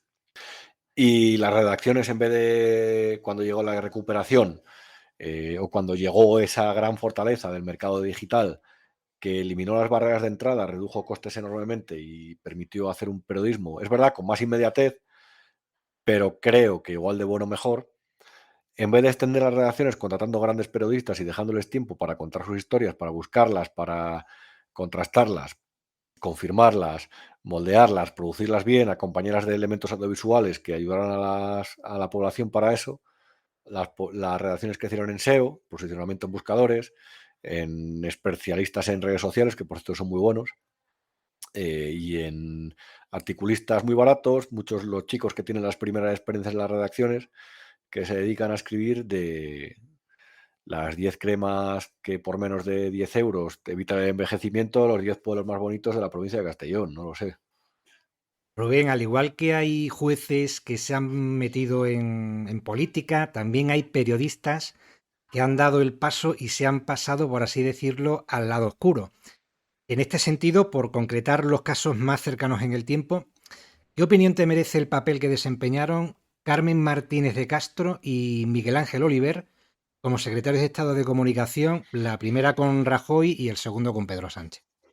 Bueno, a Carmen Martínez de Castro se le atribuye eso de que cuando llegaron los chicos de Podemos a las tertulias televisivas, de tener esa brillante idea de retirar a los portavoces del PP de esas tertulias, cosa que me llama la atención, es como cao por incomparecencia, o sea, victoria por incomparecencia del rival.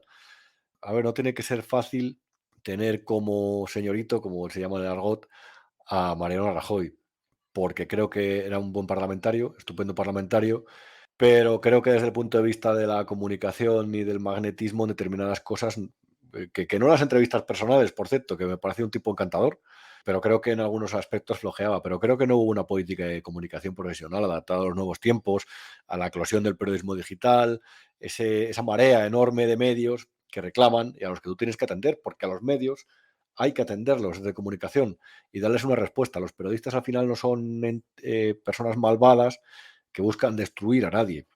Son gente con trabajo, hipoteca, hijos, un coche por pagar X letras, que se intenta ganar la vida y necesita información y a mitad de la tarde te llama para confirmar la historia que tienen. Lo de Miguel Ángel Oliver, a ver, yo me sorprendió muy para mal, me decepcionó en un par de charlas que le vi hablando de los medios de comunicación y lo pesados que eran. Es que parecía que había ahí como cuentas pendientes con algunos compañeros de la profesión, Rubén. Visto desde Sí, fuera, ¿eh? y sobre todo que no entendieron bien que durante una pandemia, por ejemplo, cada ciudadano de este país reclamaba información, quería información. No me gustó, por ejemplo, una cosa que era que yo creo que tampoco fue cosa de él, sino de Iván Redondo, de quien fuera, de poner en las ruedas de prensa el parte de la pandemia los tres uniformados. No porque tenga nada en contra de los cuerpos policiales, porque ellos hicieron su labor, sino porque era una forma como no sé, lo importante era las víctimas, los fallecidos, el dato de contagios, o decir que tantos ciudadanos habían infringido la norma y que cuidado con eso, que te podía tocar una multa. Eso fue un poco propio de una democracia que se acerca a la tiranía, un poco. Y sé que es exagerado lo que digo, pero no creo que se aleje mucho de la realidad o del propósito que perseguían. Luego eso de no dejar de preguntar a los medios, a la rueda de prensa de Moncloa, pues hombre, no nos tome el pelo. Hay medios, hay métodos perfectamente para hacerlo. Si desde el punto de vista audiovisual o de, no sé, el canal de la fibra, las miles cosas que pusieron, no se podía, haga usted un chat y permítale preguntar y esté atento que para eso es usted el moderador de esta mesa. Fue muy cutre, fue muy cutre. Fueron gente que desde el punto de vista de comunicación se demostró que les importaba un pimiento dar buena información. Querían lanzar el discurso y que ahí quedara y que los ciudadanos se lo creyeran. Y como los periodistas estaban alejados de la noticia porque estaban en casa y aunque podían salir, muchos no lo hicieron, diría que una mayoría por miedo, o por vagancia o por pereza, pues el discurso oficial, la verdad oficial se impuso y luego poco a poco nos hemos ido dando cuenta de que una buena parte de esa verdad oficial tenía muy, muy, muy, muy poco de verdad, desde el comité de expertos hasta aquello de la mascarilla en exteriores. Es que, Rubén, yo creo que a partir de la pandemia se puso bastante de manifiesto que la prensa, el llamado cuarto poder, que tiene que controlar, entre comillas, la labor, la actuación del gobierno, en ese sentido la prensa dejó bastante que desear, porque la verdad es que la mayoría de los medios hicieron, como he dicho anteriormente, ¿no? Un seguidismo un poco vergonzoso, ¿no? O sea, en la prensa con unas portadas a toda plana, ahí con el tema de la publicidad también incluso institucional. No sé si tú también eres crítico con el papel que le tocó jugar a tu profesión durante una de las mayores crisis que hemos tenido en nuestra historia, ¿no? Yo creo que hubo, fíjate, yo creo que hubo de todo ahí. Hubo el seguidismo de los medios progubernamentales que fue y es escandaloso. escandaloso. Yo no sé ni siquiera, porque no recuerdo, la verdad, era muy pequeño, si durante el felipismo hubo esa tropa, esa brunete mediática tan favorable al gobierno como ahora. Es increíble, o sea, El Imperio sí, Prisa tenía unos tentáculos. Jesús Cacho sabe mucho de sí. eso. Seguro que alguna cosa te habrá contado. No sé si tanto a lo que llegamos actualmente con Pedro Sánchez, pero también tenía sus cuitas, claro. Sí, y aquí yo creo que durante la pandemia también hubo una buena labor, la verdad. Yo recuerdo mis compañeros Alberto Sanz y Gonzalo Araluce, que son 2 periodistas impresionantes, rastreando la plataforma de contratación del Estado cada día y las autonómicas para ver qué eran esos contratos adjudicados, por el procedimiento de urgencia, a empresas a dedo, millonarios, multimillonarios, siguiendo contratos de mascarillas que venían de Hong Kong, los famosos comisionistas a los que contrató Ábalos, por cierto, que demandaron a esos periodistas.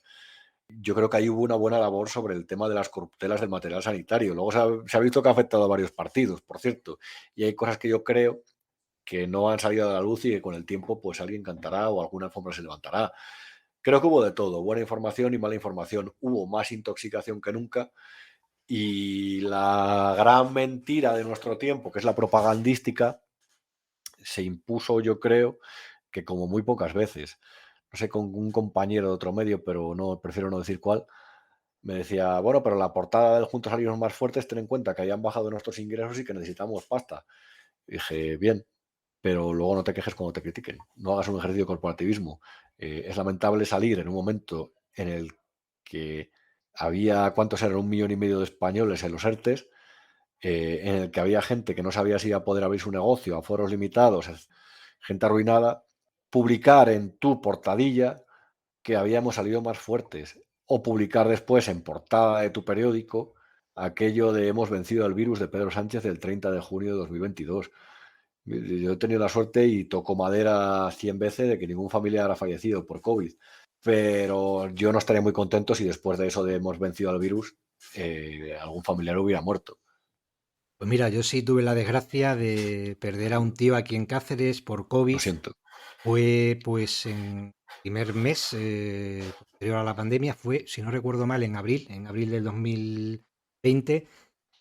Por eso digo, Rubén, que bueno, en un momento tan importante para la sociedad española, yo creo que echamos en falta un poco la labor de los medios de comunicación a la hora de sacar las vergüenzas del gobierno. No sé si no podíais hacer otra cosa o no, pero ahí sí que te puedo decir, hablando con mucha gente, que los medios de comunicación nos decepcionaron un poco, Rubén. Pues eso es importante saberlo y eso es importante que se sepa, porque eso tiene que impulsar un debate serio, claramente, profesional. Sí, yo te reconozco que también me decepcionaron en parte. Hay algo en la prensa contra el gobierno que nunca he compartido, la verdad, y es esa crítica tan escandalosa que parece paródica. Y eso ocurrió en la pandemia también. Tú no puedes realmente transmitir credibilidad cuando, ¿cómo le llamaban a Pablo Iglesias? Un personaje que me cae fatal, no comparto nada con él, pero le llaman el vicepandemias. O a Sánchez el Sepulturero. Pero es que venían titulares de prensa eso, oiga, no, informe bien, informe de por qué se están ampliando los estados de alarma, por qué los juristas dicen que la fórmula correcta no era el estado de alarma para, sino de excepción, como posteriormente demostró el Tribunal Constitucional, o escrute todos los contratos públicos en busca del pufo, o vea el por qué de repente una cosa que ocurrió, nosotros hemos contado en el periódico, se pusieron trabas al aterrizaje de fondos de inversión en las empresas estratégicas y no se han levantado. Pero que eso también pasa en Francia. Yo creo que hay muchas cosas más interesantes que inventarte el mote de vicepandemias y titularlo en tu periódico. Es que esa crítica no vale, esa crítica no sirve, no es buena, no le vale al ciudadano y desacredita. Rubén, cambiando un poco de tercio, vivimos en la era de la humanidad donde más medios disponemos para acceder a la información y paradójicamente es la época en la que la sociedad está peor informada, más desinformada. ¿Tú a qué crees que se debe esta paradoja? Porque la sobreinformación es desinformación. La sobreinformación despista. Hay un ejemplo muy bueno, que tú estés escuchando una canción que te gusta o que estés escuchando una persona que está conversando al lado de ti y de repente se empiezan a encender altavoces a tu alrededor con ruido más grande, más alto o menos alto, y se crea el famoso efecto sándwich, ¿no? Que todos hablamos más alto y todos nos entendemos menos.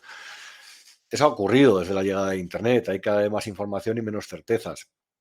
Además, yo tengo la sensación de que al estar todo reunido a través de ese elemento del demonio, que es el teléfono móvil, tan bueno y tan negativo a la vez, lo que hace es que recibamos mucha más información de la que tenemos la capacidad de procesar.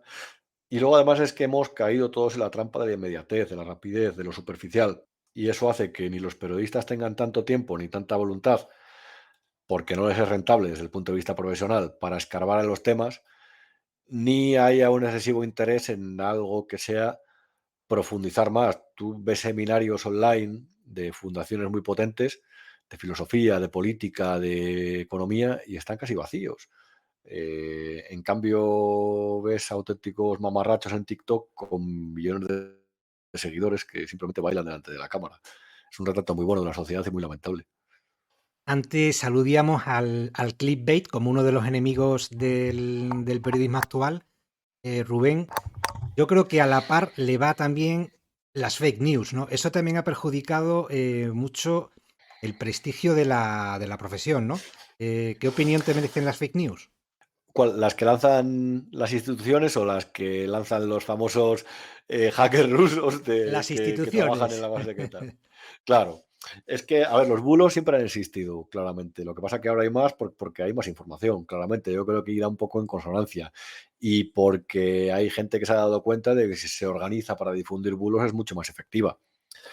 Lo que pasa que yo creo que detrás de esa campaña de las fake news, que se lanzó en 2016 después del referéndum del Brexit y la victoria de Donald Trump, es decir, de dos hechos que no esperaba el establishment y que simbolizaron el cabreo de una buena parte de la sociedad con sus gobernantes, pues bueno, se hizo esa campaña publicitaria y la prensa la aprovechó porque estaba viendo que Internet le estaba comiendo la tostada, los nuevos medios de Internet, y había perdido negocio en parte porque había unos medios que le habían quitado una parte de su cuota de mercado y de sus ingresos para reivindicarse frente a redes sociales, plataformas tecnológicas y todo tipo de comunicadores online. Ahora bien, el Parlamento Europeo convocó una comisión compuesta por varias personas, Estados miembros, hicieron una recomendación que yo creo que fue bastante acertada, que es, se pueden hacer recomendaciones, pero nunca prohibiciones para luchar contra este fenómeno. Yo creo que la mejor forma de luchar es aplicar el sentido común. Es como cuando llega un mensaje que te dice que hay una maleta en el aeropuerto con 300.000 euros y que la recojas, pero que tienes que pagar una fianza de 5.000, el famoso timo del nigeriano. Eso no te lo tienes que creer. Quizá no tengas que creer que hay 4 millones de coches oficiales en España. Ese mensaje lo he recibido en WhatsApp. Quizás tengas que buscar siempre buenas fuentes y sobre todo cuando te llega un titular ponerlo en Google, a ver si es verdad o si es el típico bulo que no tiene ningún tipo de rigor. Pero la información, las fake news han existido, existirán. La propaganda irá en aumento porque es mucho más fácil, es muy barata.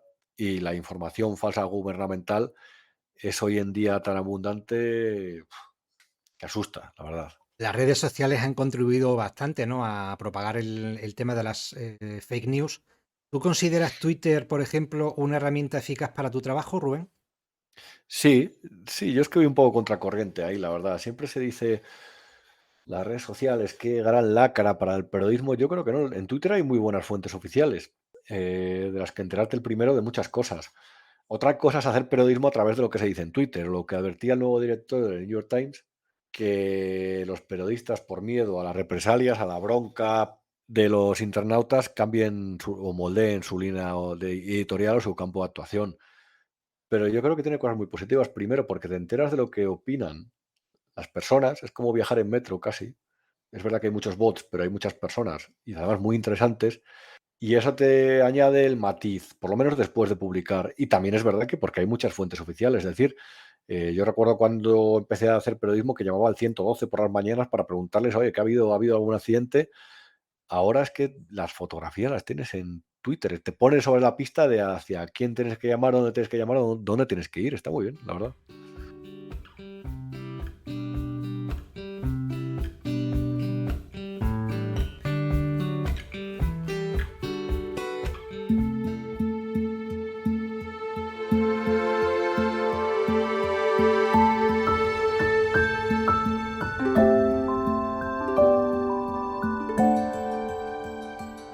Rubén, adentrándonos ya en un terreno un poco más literario, ya nos estamos acercando porque estamos aquí, vamos a recordarlo para hablar de tu libro, como diría Paco Umbral. Te voy a lanzar una serie de nombres de periodistas o de escritores metidos a periodistas o a columnistas para que, a ser posible, Rubén, me los definas en una frase o en una palabra y me cuentes qué influencia han tenido en ti, si es que han tenido alguna, tanto en tu labor profesional como ahora en tu faceta de periodista. No sé si a lo mejor va a ser una lista un poco exhaustiva, pero bueno, a mí me parece interesante que me des tu opinión sobre ellos. Pero antes de nada, si te parece bien también, quiero partir de una premisa, a ver si estás de acuerdo con ella, y es que para aspirar a ser un escritor de periódicos medianamente decente, antes hay que haber leído, por lo menos y de forma inexcusable, a Mariano de Cavia, a Julio Camba, a González Ruano y a Josep Pla. Aparte de otros muchos, pero ¿estás de acuerdo más o menos con esa premisa, para empezar, Rubén? A ver, evidentemente son referentes todos, la verdad. José Pla además era un tipo especialmente brillante. Cuando le recuerdo cuando le preguntaron por la sobrepoblación y dijo: "Yo es que cuando voy en avión veo todo vacío". Sobrepoblación, bueno, no sé usted exactamente, es un concepto un poco relativo. Se me ha venido a la cabeza ahora, pero me encantó. Yo creo que para ser buen periodista hay que saber manejar bien la información. Eso es lo primero, saber encontrarla, tener curiosidad, tener esa mirada limpia que decía antes cuando se ve. Nunca dar por sentado que has conocido a una buena red de fuentes, sino intentar ampliarla, intentar hablar con personas, no ser prejuicioso, es decir, te tiene que dar un poco igual la ideología o la procedencia de las personas, por lo menos habla con ellas. Y eso yo creo que te abre al mundo. Eso lo decía Enrique Meneses cuando le preguntaban por la guerra de Cuba. Oiga usted, ¿por qué hizo tan buenos reportajes de los barbudos en Sierra Maestra? ¿Cuál es el secreto para hacer mejores fotos? Él dijo, pues acercarse, ya está, no las tomes de lejos, haz las fotos de cerca. Con el periodismo pasa igual. Luego hay grandes ejercicios estilísticos, la verdad, como los que he comentado, y son referentes que te ayudan a crecer, claro. Pero yo creo que la clave es el buen manejo de la información y la mirada limpia ante el mundo. Eso es muy importante. No creo que haya que ser buena persona para ser periodista, como decía Kapuczynski, pero sí que hay que ser curioso y a la hora de recopilar información, ser avispado, pero no tener excesivos prejuicios. Rubén, dime una frase o una palabra que defina a Francisco Umbral y si ha influido su obra en tu forma de hacer periodismo.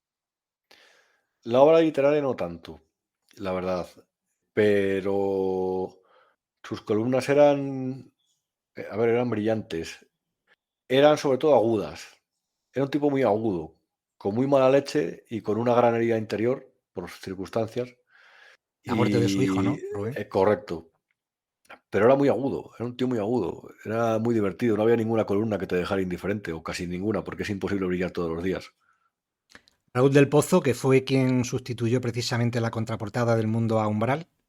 Pues es uno de esos periodistas, narradores, escritores, que le mete ese toque de humor y de sarcasmo a sus textos de vez en cuando que hacen a las personas más permeables a entender esos argumentos. Y eso es una capacidad que no es fácil Raúl del tener. Pozo, por cierto, que también ha escrito varias novelas, siempre dice que cuando termina una novela que no volverá a escribir ninguna más porque el esfuerzo intelectual que le supone es demasiado para sus años, ¿no? Continúo con esa lista, Rubén. David Gistau, que desgraciadamente lo hemos perdido no hace mucho, y a mí me parecía uno de los articulistas, de los columnistas más impresionantes que yo he leído, Rubén. Sí, la verdad es que sí, yo no le conocía personalmente. Yo me he ocupado más de conocer fuentes que periodistas en este tiempo, la verdad. Pero era un tipo ingenioso y fue valiente. Recuerdo aquella columna que escribió en ABC criticando a Soraya Sáenz de Santamaría y González Pico, que fue muy valiente. Eso no, en un medio en papel no es tan común. Y Soraya Sáenz de Santamaría era la Dick Cheney española, tenía muchísimo poder entonces. y al Poder le incomoda mucho sus columnistas. Eso hablaba muy bien de él, eso era un buen resumen. Escribía también columnas de su vida personal y también hay que ser muy valiente para hacer eso también. Yo nunca lo sería. David Un tipo Cristau, que curioso, creo que sí, tiene algún libro publicado en la editorial Círculo de Tiza, donde tú has publicado precisamente, ¿no? eso es. Crónicas biliares, creo que se llama, ¿no? No lo sé, pero es verdad, sí, sí, sí, sí. Entre Jorge Bustos y Manuel Javois, ¿con quién te quedas, Rubén? No lo sé, no lo sé, no me quedaría con ninguno. Creo que cada uno brilla en su campo. Creo, por ejemplo, que Bustos fue el periodista que mejor tomó el pulso al sanchismo durante la pandemia, pero con una enorme diferencia. Pero creo que Javois es un talento. No comparto que escriban siempre de fútbol, del Real Madrid, es decir, eso me parece que está un poco visto, pero son personas muy superiores dentro de la profesión. Yo algún día me gustaría llegar a ese nivel, la verdad. ¿Te gusta más el Arturo Pérez Reverte periodista o novelista? Articulista, no es lo mismo. Bien, bien. Buena apreciación. Juan Soto y Bars. No le conozco y le quiero conocer, además. Me parece un genio. Alguien que me cae bien antes de conocerle. Me parece un genio, es muy valiente y es muy inteligente. Creo que le desborda la inteligencia, la verdad. Es desbordante, no que le desborde, tiene una inteligencia desbordante. El anterior libro que sacó, que no recuerdo el título, que era un golpe enorme contra la corrección política con ejemplos buenísimos, a mí me pareció una obra que es una referencia. Es demasiado actual todavía quizás para juzgarla como tal, pero me parece una referencia de estos tiempos y de por dónde van las tiranías actuales, por dónde se mueven para tratar de estrechar el cerco sobre los ciudadanos. Me parece un tipo brillante, muy, muy brillante. Y por último, en este listado, Rubén, pues te voy a hablar de un articulista, de un columnista que yo he descubierto cuando empecé a leer Voz Populi hace 2, 3 años. Miquel Jiménez, Rubén, me parece que es compañero tuyo, como digo, y me parece que tiene, o sea, un verbo, una pluma afinadísima y afiladísima, ¿no? Y además se le ve que es buena persona, porque siempre escribe con esa inocencia y esa aparente ingenuidad que le hace especialmente brillante también. Ahora he hablado bien de todos, la verdad, pero es que Miquel me llega al corazón un poco. Me parece un tipo estupendo, además. Uno de los que ha sabido hacer un ejercicio que hacía falta con los nacionalismos periféricos, que era ridiculizarlo. Hay artículos que he escrito de Pilar Rahola, de ese dúo que parece de Tintín, de Rul Turul. Eh, es que es buenísimo, Miquel, la verdad. Un privilegio tenerlo en Voz Populi como compañero, claro. Rubén, vamos con Perro come perro, que es el título de tu ópera prima, de la novela con la que debutas en la ficción literaria, 336 páginas. ¿Alguien de tu entorno, por cierto, sabías que estabas escribiendo un libro, Rubén? Muy pocas personas. Lo leyeron un par de amigos antes de publicarlo. Cuando estaba durante el proceso me dijeron que siguiera, que estaba bien, porque yo estaba muy inseguro sobre lo que estaba haciendo. Y se sorprendieron mucho cuando anuncié, que fue hace un mes, yo creo, un mes y medio, que iba a publicar una novela. Y se sorprendieron de verdad, no sabían que estaba haciendo eso. Pero estuve un año y medio de mucho sacrificio, fines de semana, vacaciones. La novela la escribí, la empecé a escribir, es curioso, esto no lo he contado todavía. La empecé a escribir en Aruba, en el Caribe, porque el día que me vacuné por primera vez me entró una especie de arrebato de euforia y dije, me tengo que ir lejos. Me tengo que ir lejos después de estos años estúpidos completamente. Me van a dejar viajar ya con esto. Y busqué en Skyscanner un destino y dije, quiero conocer, por ejemplo, el Caribe. Yo nunca había estado en el Caribe, la verdad. Conozco bien Asia-Pacífico, pero no conocía el Caribe. Y busqué Aruba. De Aruba esto era una antilla holandesa, yo creo. No tenía casi nada de información. Vi esa bandera azul con el mar, ahí la estrella. Y dije, venga, adelante, Aruba. Quiero empezar a escribir este libro en Aruba. Y en la habitación del hotel, antes de ir a la playa, yo me levantaba a las 5 de la mañana, me daba un paseo, el primer baño en esa agua caliente maravillosa, una playa amarilla, un auténtico paraíso. Tomaba un café, me hice amigo de la camarera del hotel y me lo llevaba ahí a la terracita que había al lado de la habitación y me decía, ¿tome usted, señor Rubén? Y empezaba a escribir. Me tiraba 2 horas escribiendo, iba a la playa, una siesta, volver a escribir a la playa y terminar el día escribiendo, tomando un vino. Y ahí empezó todo, la verdad. Y a partir de ahí me puse a escribir Fines de semana, vacaciones, días de diario exhausto, que los dedicaba sobre todo a corregir, porque el ingenio no brilla al final del día. Y fue un proceso bonito, duro, porque escupes muchas cosas ahí, y para mí sorprendente y muy, muy satisfactorio e insatisfactorio a la vez, por etapas. ¿Has pedido consejos a algún colega de la profesión que ya había pasado por ese trance, Rubén, o el secreto lo has mantenido hasta ese extremo de no pedir consejo a alguien que ya había transitado ese camino, ¿no? No, lo que pasa que la editora Eva Serrano, que es muy buena, de vez en cuando en algún atasco creativo me citó a comer y me echó una mano a salir del atasco creativo. Me dio muy buenas ideas que son clave en el libro, además. Pero no pedí una especial ayuda, primero, porque me daba vergüenza y segundo, porque creo que tenía claro más o menos el papel que le quería atribuir al periodismo. Esta obra tiene mucho de ficción, los personajes son irreales, se basan en varias personas, todos los protagonistas, pero tiene una parte de ensayo. Y yo hice una lista con los temas que quería abordar. Y lo único que pedí cuando llevaba una buena parte del libro escrito, que dos amigos lo leyeran. Y me dieron algunos apuntes que eran interesantes. Un amigo me dijo, hacer muchas descripciones meteorológicas. No queremos leer la información del tiempo, queremos leer una novela. Y las quité, algunas las quité efectivamente. Y todavía yo creo que algunas sobran, pero bueno, no sé. Rubén, ¿fue un libro de encargo o te pusiste a buscar editorial para que te la publicara? No, a mí me contactó Eva Serrano y me dijo, creo que hay cierto romanticismo en lo que se hace, en el concepto que se tiene de las redacciones de los periódicos. ¿Por qué no hacemos algo en el que la gente vea cómo se vive de periodista? Y al principio le dije, vale, pero yo no quiero ser pesimista, quiero hacer algo irónico, si está el caso. Total, que he hecho yo creo el libro más pesimista que podíamos imaginar, vaya. Pero ese fue el inicio, me gustó mucho la idea, la verdad. La debatimos entre los dos y me gustó mucho. Y he trabajado súper a gusto con esta editorial, la verdad. ¿Y por qué un joven periodista como tú se mete en camisa de once varas y le da por escribir una novela? ¿Cuál es el objetivo que te has marcado con este libro, Rubén?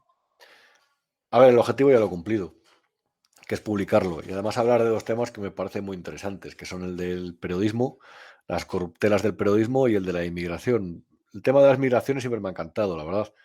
Además, tú como buen extremeño sabrás lo de los grandes paisanos que emigraron y fueron a pasar la historia como héroes, y otros no. Pero en el fondo también tienen esa parte de heroicidad de dejar todo para empezar una nueva vida en otro sitio. Y de hecho yo trato las migraciones desde tres perspectivas, desde los chicos de provincias que llegamos a Madrid, desde la población de América que llega a España y desde las personas de España que se van a otro país, cosa que en la crisis económica fue bastante común y que yo mismo hice, de hecho. ¿Tiene algo de autobiográfica, Rubén, la novela, o has tratado de meter bueno, las menores referencias, aunque yo creo que al final es inevitable, ¿no? Hablar siempre de uno mismo, aunque sea de forma ficcionada, ¿no? A ver, tiene menos de autobiográfico de lo que yo creo que piensa la gente, por aquello de Uruguay, de Madrid, del periodismo digital, y tiene más de mis compañeros de lo que ellos se creen. El protagonista, que es Alfredo, es un tipo muy cenizo, sobre todo.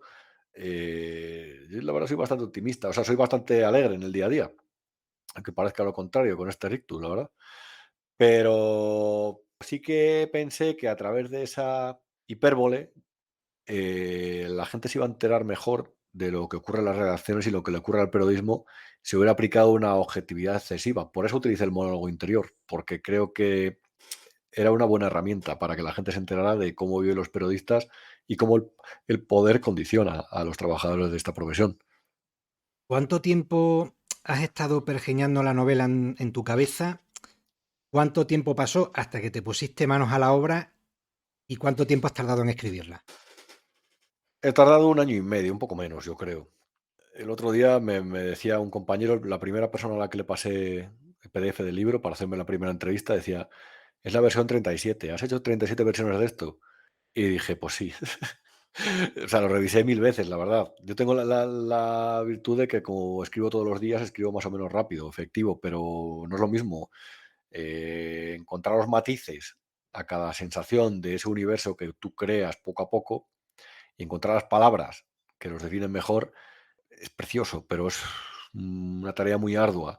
Y hay veces que dices, si yo soy capaz de escribir 2 páginas en 45 minutos en el periódico y llevo toda la tarde para 2 párrafos, o he corregido esto 100 veces, estoy harto, o sea, no quiero leer otra vez más esto. Empecé, no tardé mucho en empezar, porque la idea un poco también la fui perfilando según las sensaciones que encontré cuando iba escribiendo el libro. Y luego pasé etapas prácticamente de reclusión monacal. Recuerdo las vacaciones de Navidad del año pasado, que fueron 15 días dedicado día y noche. Es decir, después de las uvas el día de Nochevieja me fui a la cama, porque al día siguiente a las 6 de la mañana me quería levantar para escribir. Y ahí me enganché y dije, tengo que terminar la carta, que es una parte del libro, la carta de Juan Vega. Me encerré todas las navidades, es decir, Día de Reyes, todo, todo, todo, todo, o sea, todo el día, 15 horas al día trabajaba. Estaba obsesionado, era una pura obsesión, la verdad. Cuando te pusiste a escribir el libro, Rubén, ¿tenías ya un esquema cerrado en tu mente o has ido evolucionando al mismo tiempo que escribías la novela? No tenía un esquema cerrado. Y si hubiera vuelto a empezar, lo hubiera hecho, porque es más efectivo.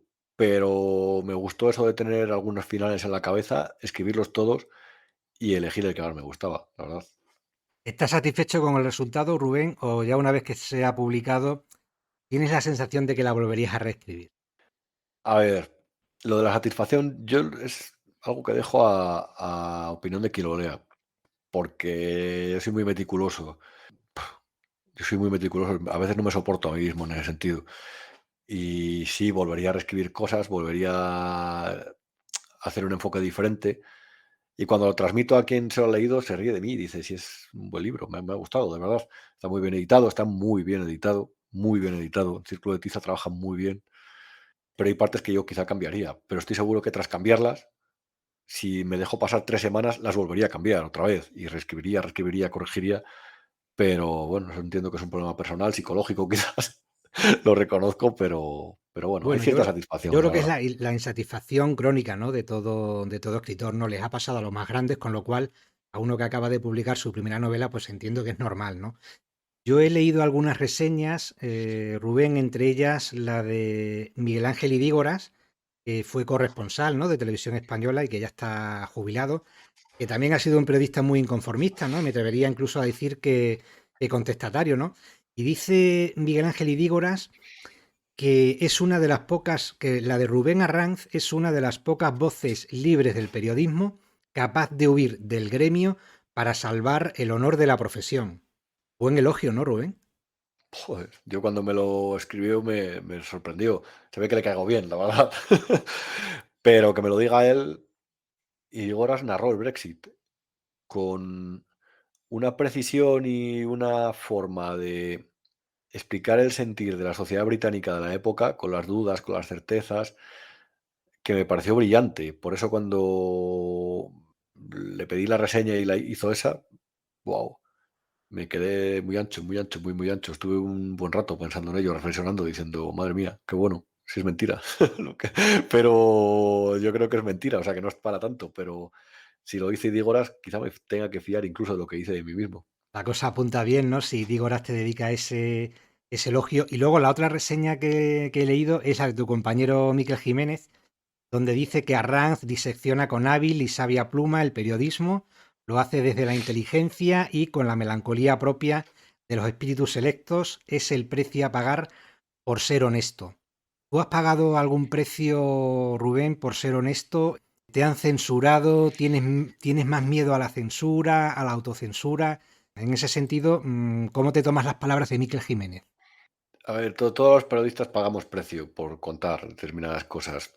Hay veces que tienes un tema que tú crees que es bastante radiactivo entre manos y no te llama nadie al día siguiente, cuando haces tu trabajo, haces la llamada, mandas el correo al del día anterior, la contraparte, y hay veces que una aparente tontería te genera un problema enorme. Yo voy a contar una cosa y Casimiro me defendió con capa y espada y le estaré eternamente agradecido a eso, por eso. Sucedió durante, bueno, me enviaron un vídeo, luego lo comprobé en la web de La Sexta, en el que un periodista, durante una manifestación de independentistas en Barcelona, antes de iniciar una conexión directa, le pillaron con el carrito de los helados. ¿Cómo fue? Se dio la vuelta y le dijo al público: venga, ahora, increpad, que voy a entrar en directo. Y empezaron con lo de prensa española manipuladora, a saltar, a gritar, y él empezó a decir, no nos dejan apenas trabajar, el ambiente es irrespirable. Y yo lo publiqué, un artículo, dije, pero ¿cómo puede ser esto posible? Si pasa, pasa, y si no pasa, pues no pasa, pero eso parecía forzado. Y ellos dijeron que yo era un manipulador porque lo que había dicho era, lleváis toda la tarde gritando, ahora os calláis, ¿de qué vais? Antes de la conexión. Yo, por supuesto, no me lo creo. Nunca me lo creí, la verdad, esa versión. ¿Y por qué digo lo del precio? Porque recibí insultos por teléfono, insultos en redes. Quien lo hizo ya bien lo sabe. Y aparte no suele ser poco habitual que lo haga. Los nombres da igual. Lo tienes identificado, Y ¿no? Aunque sea por sí, seudónimo. hombre, por supuesto, sí, sí. Y porque algunos de los grandes periodistas que son tertulianos en ese grupo, maridos, mujeres, patrocinados, cabecillas de digitales, se lanzaron en masa a defender a este chaval que lo había hecho mal. Y ahí dije, perro no come carne de perro. Y ese día pagué un precio por una tontería, un artículo normal. Ese día fue duro llegar a casa, ¿eh? O sea, entiendo, Rubén, por lo que me cuentas y he oído de otros periodistas, el hate de las redes sociales realmente os afecta a nivel personal, Rubén. No, a mí no me afectó tanto el hate. A mí cada cual que piense lo que quiera. Lo que me pareció descorazonador es que desde un grupo se alentara a los tertulianos de sus mesas camilla, como yo digo, a defender a alguien que lo había hecho mal y a ir contra alguien que simplemente había contado lo que había, que era una tontería, era una anécdota. Es decir, yo creo que fue una política de comunicación nefasta, porque si no hubieran dicho nada se hubiera enterado menos gente, realmente. Eso al final, digamos, lo expande, lo reproduce, el escándalo, que no era tal, era una mala praxis simplemente. Pero ahí me di cuenta de algo muy evidente, es que las tertulias sirven para comprar favores. Los participantes trabajan en medios de comunicación que nunca van a hablar mal de otros medios de comunicación para el que trabajan, porque les quitan la silla. Claro, y esto ya sería abrir otro melón para el que ya no tenemos tiempo, ¿no? ¿Quién es el dueño verdaderamente del medio de comunicación y el grupo empresarial? ¿O quién manda, mejor dicho, en un medio de comunicación o el director, ¿no? Rubén, como digo, nos hemos quedado sin tiempo, nos hemos quedado sin hablar de Radio Televisión Española, que hoy precisamente creo que has publicado un artículo sobre las listas negras. Esto, si te parece bien, bueno, pues a ver si tenemos oportunidad de coincidir en otra ocasión.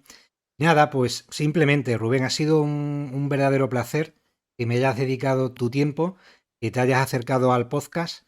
Te deseo que tu primer libro funcione muy bien, que sea un éxito y que el miércoles próximo, en el acto de presentación, bueno, pues que acuda mucha gente y que te lleves un buen recuerdo de ese momento tan emotivo como es la presentación de tu primera novela, Rubén.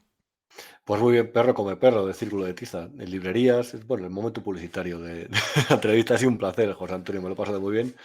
Y nada, pues un saludo a quien nos escuche y a ti, por supuesto, muchas gracias. A ti, Rubén, muchísimas gracias y hasta una próxima ocasión.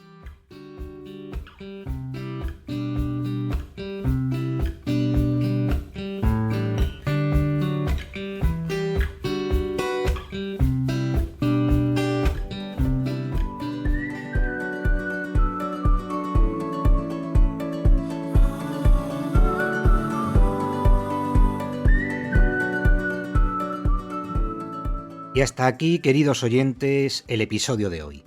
Por mi parte, reiterarle a Rubén mi agradecimiento por haberse acercado hasta estos micrófonos y desearle también muchos éxitos en su nueva andadura como novelista. Necesitamos a novelistas que nos hagan soñar con los mundos creados por el ingenio de su pluma, pero estamos necesitados también de periodistas que, como él, escriban con total libertad, sin miedo a la censura ni temor a represalias. Es difícil ser valiente en esa profesión, hay que luchar mucho para hacerse un hueco y para que te respeten, pero, como dice el propio Rubén, el que no esté dispuesto a dar la batalla, que se dedique a otra cosa.